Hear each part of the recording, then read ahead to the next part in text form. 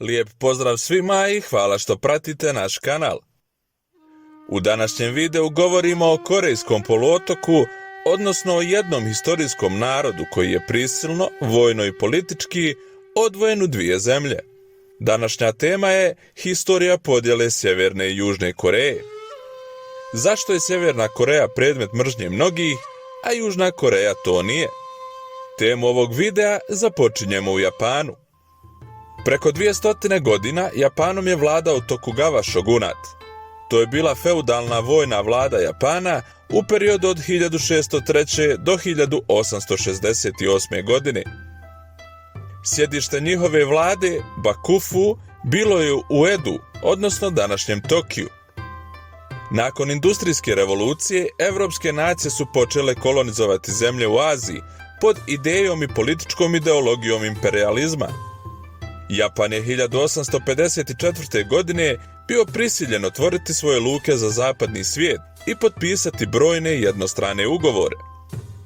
Ljudi u Japanu su se, zahvaljujući tim događajima, osjećali poniženo. Kao rezultat toga, šogunat je pao 1867. što je dovelo do toga da Japanci priznaju cara Meidžija kao vladara. Meidži je transformisao Japan iz feudalne države u kapitalističku i imperijalnu supersilu. Obnova je dovela do ogromnih promjena u političkoj i društvenoj strukturi Japana i bila je odgovorna za njihov nastanak kao moderne nacije. Koreja je pak u to vrijeme prolazila kroz period političke nestabilnosti i prije nego što su evropske sile uspjele da iskoriste ovu situaciju, Japan je razvio plan za dolazak i preuzimanje kontrole nad Korejskom poluotoku. 1875. godine Japan je poslao ratne čamce pod komandom Inoue Yoshike na obale Koreje. Koreja je ubrzo popustila pod pritiskom i potpisala ugovor kojim su otvorene 3 trgovačke rute sa Japanom. Japanci su Koreji uradili potpuno istu stvar kao što je Zapad učinio njima. Japanski trgovci su se ubrzo uselili u zemlju i pretvorili je u centar vanjske trgovine. Mnogima u Koreji ovo nije odgovaralo, te su pribjegli napadima na japanske biznismene i diplomate. Kao rezultat toga, vlada Meidži je dobila dozvolu da postavi naoružane straže u gradu, a sve pod izgovorom zaštite svojih građana. Sa naoružanim stražarima koji su bili raspoređeni po korejskim gradovima, sve što im je sada trebalo bio je izgovor koji bi opravdao vojnu intervenciju kako bi aneksija Koreje bila potpuna. 1894. godine dobili su svoju priliku. Nezadovoljni seljaci digli su oružanu pobunu protiv vladara Koreje. Vladari su bili toliko uplašeni pa su pozvali Kineze u pomoć. Kinezi su poslali svoje trupe da slome pobunu. Japanske vlasti su bile izuzetno ljute što im Kinezi nisu obavijestili prije slanja svojih trupa, te je tako započeo prvi kinesko-japanski rat. Japan je dobio rat i u tom trenutku je imao skoro potpunu kontrolu nad Korejom. Jedna prepreka im je ostala na putu. Carica Mjeong-seong, neformalno poznata kao carica Min, ona je uvijek bila veoma oštra prema Japancima. Bila je supruga cara i nakon kinesko-japanskog rata radila je na izgradnji jačih veza sa Rusijom u pokušaju da blokira japanski uticaj. Da bi se uhvatio u koštac s problemom, general Miura Goro iz Japana organizovao je zavjeru za ubistvo carici. Grubim i brutalnim potezom japanske ubice infiltrirali su se u odaje carice u oktobru 1895. godine. Ubili su caricu i spalili njeno tijelo u borovoj šumi daleko od njenih odaja kako bi sakrili sve dokaze o djelu. Imala je 43 godine. Tokom narednih 10 godina Japan je uspostavio vojnu i ekonomsku dominaciju nad Korejskim poluotokom i na kraju ga u potpunosti pripojio svojoj naciji 1910. godine. Međutim, japanska vladavina je kratko trajala. Pred kraj Drugog svjetskog rata Sjedinjene države su bombardovale japanske gradove Hirošimu i Nagasaki, a Rusija izvršila invaziju na Korejsko poluostrvo.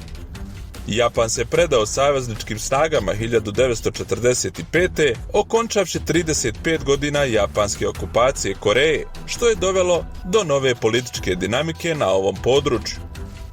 Sjedinjene Američke Države su bile zabrinute oko mogućnosti da Koreja u potpunosti padne u ruke Sovjeta i stoga su u vrlo kratkom roku imenovale 2 mlada oficira zadužena za odlučivanje i iscrtavanje novih granica. Oni su, koristeći kartu nacionalne geografije kao osnovu, izabrali 38. paralelu kao tačku koja je podijelila zemlju otprilike na pola, a time je glavni grad Seul stavljen pod američku okupaciju. Na njihovo iznenađenje, Sovjeti su prihvatili ovu podjelu. Odlučeno je da će Koreja ostati pod njihovom kontrolom i nadzorom u periodu od 5 godina do 1950. i postepeno će biti uvedena u nezavisnost. Zajednička sovjetsko-američka komisija sastala se sljedeće godine i pokušala raditi na ujedinjenju Koreje, ali nije uspjela ostvariti napredak, jer je u međuvremenu došlo do stanja geopolitičke napetosti između sada već dvije nacije. Razlika u njihovoj ideologiji probudila je podjelu i komisija nije uspjela u svom cilju. Sjedinjene Američke Države su to pitanje iznijele pred Ujedinjenim nacijama, koje su 1947. godine donijele rezoluciju kojoj se ističe neophodnost održavanja slobodnih izbora, povlačenje stranih trupa i uspostava komisije UN-a za Koreju.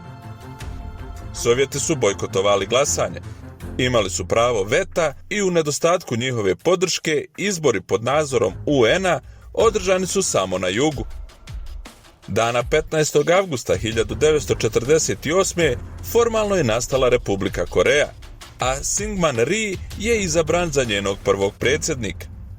Na sjeveru je na vlast došao komunistički režim na čijem čelu je bio Kim Il-sung, a iste godine je proglašena Demokratska narodna Republika Koreja. Amerikanci i Sovjeti su se povukli iz Koreje predajući vlast novim vladama, a mnogi Korejci su to vidjeli kao uvod u trajnu podjelu zemlje. Pojavile su se dvije razdvojene nacije sa dijametralno suprotnim političkim, ekonomskim i društvenim sistemima. Obje vlade su tvrdile da su legitimne vlade cijele Koreje i nijedna strana nije prihvatila granicu kao trajnu. Nakon što su bili dio iste nacije više od jednog milenijuma, rascjep je bio neprihvatljiv za obje strane. 1950. godine Sovjeti su navodno dali odobrenje, odnosno zeleno svjetlo, Kim Il-sungu da izvrši invaziju na jug kako bi ujedinio naciju. Računali su na to da Amerikanci neće intervenisati. Mao Tse-tung, koji je dobio podršku Sjeverne Koreje tokom kineskog građanskog rata, također je pristao da pošalje pojačanje ako bude potrebno. Uz uvjeravanja Staljina i Mao Tse-tunga, sjevernokorejske trupe prešle su 38. paralelu u junu 1950. godine. U roku od 2 mjeseca Južna Koreja je bila na ivici poraza i potisnuta čak sve do perimetra Pusana. Ujedinjene nacije su to prepoznale kao čin invazije i pokrenule kontraofanzivu na Inčon u septembru, presjekavši brojne sjevernokorejske trupe.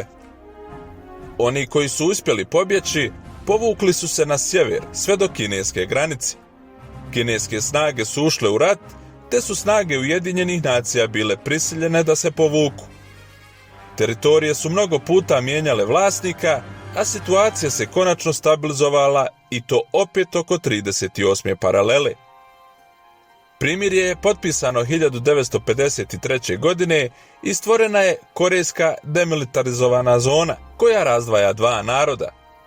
Ironično, to je jedan od najmilitarizovanijih regiona na svijetu danas.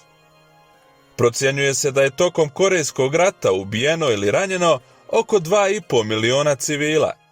Mirovni sporazum nikada nije potpisan, te su dvije Koreje tehnički još uvijek u ratu.